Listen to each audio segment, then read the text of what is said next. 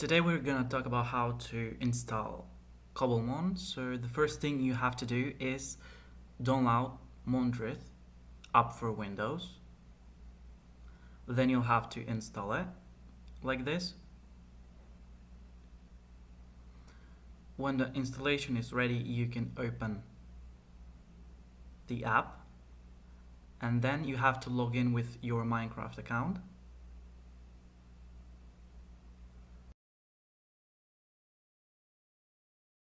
Afterwards, you go to discover content and then you type in Pocket Kingdoms.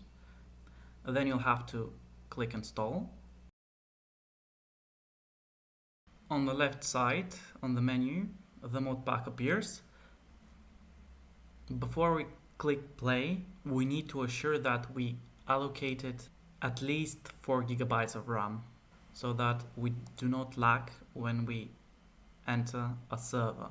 On the top right corner you can see play. You can start it from there and wait for the mod pack to load, and that's it. If you have any questions, you can send a comment down below. Have fun playing!